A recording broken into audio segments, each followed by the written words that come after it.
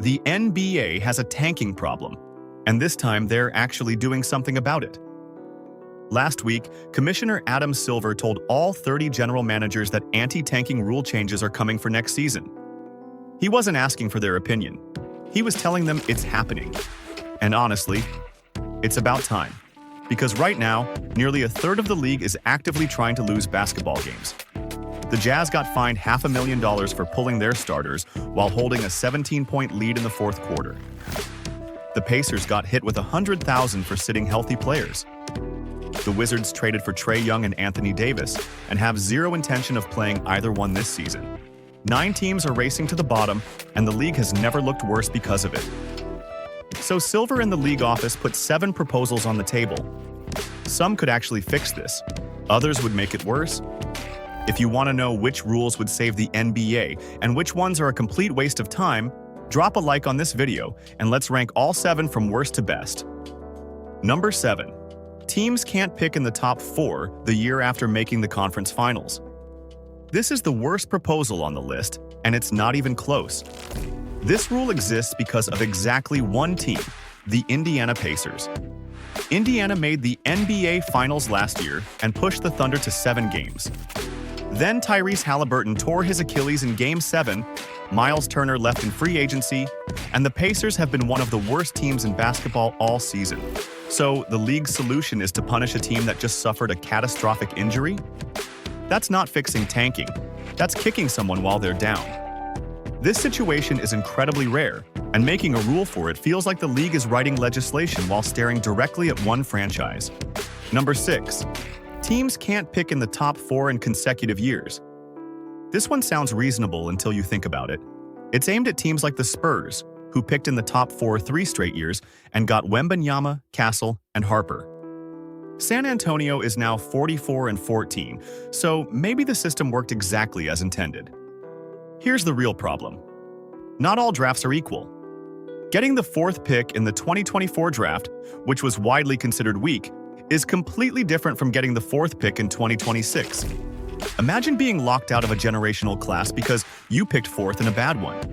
And if a team gets kicked out of the top 4, does the team below them slide up?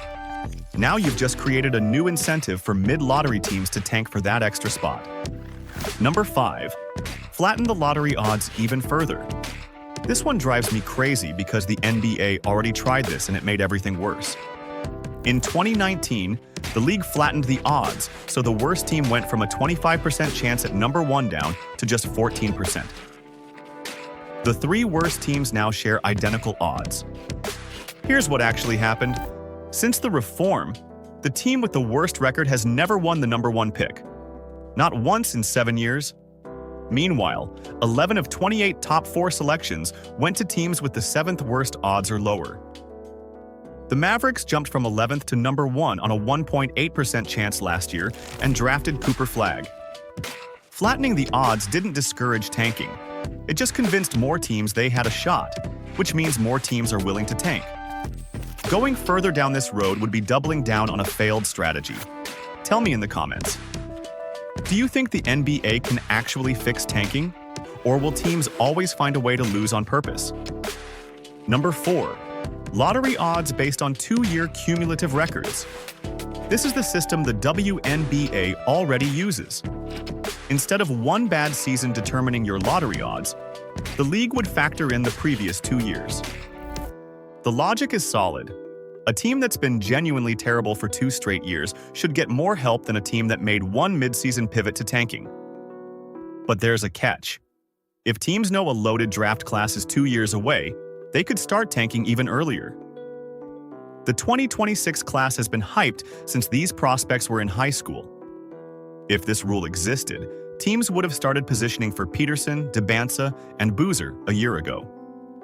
Instead of one bad season, you'd get teams committing to multi-year teardowns from the start. Decent idea with a real downside. Number 3.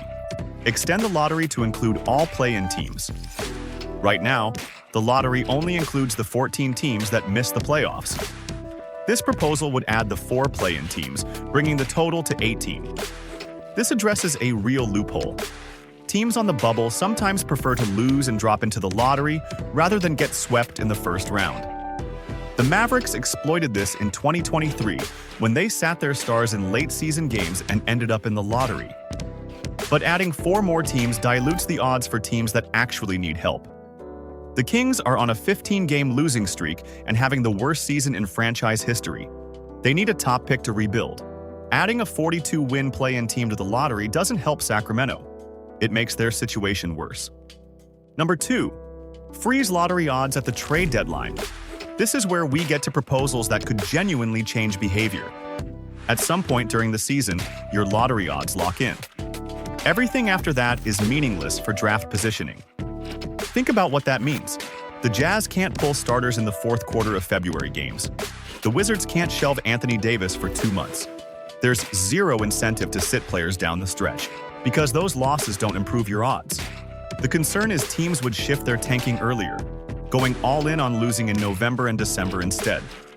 But at least that saves us from the depressing final 2 months, where a third of the league is hoping to lose every night. Number 1. First-round picks can only be protected top 4 or top 14. This is the best proposal on the list, and it's reportedly the most popular among league executives.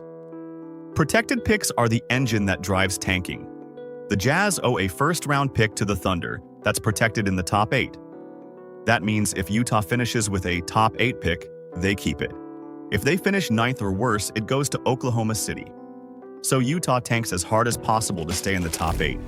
The Wizards have the exact same setup with a top 8 protected pick owed to the Knicks. These teams aren't tanking because they love losing. They're tanking because the protection on their traded picks gives them a specific target to aim for. By limiting protections to only top 4 or top 14, you eliminate those mid-range targets entirely. A team either keeps its pick through lottery luck in the top 4 or keeps it outside the lottery completely.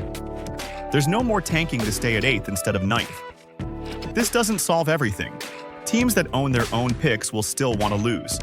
But it removes the single biggest structural incentive driving the worst behavior we're seeing right now. Here's the reality. Tanking will never be fully eliminated as long as the worst teams get the best draft picks. One player can change everything in basketball. Wembanyama transformed the Spurs overnight. Teams are going to chase that. But the NBA can make it harder, and these 7 proposals are a start. Some will work, some won't. And knowing the NBA, they'll probably implement a combination of several. If you want more breakdowns like this, make sure to subscribe so you don't miss the next one.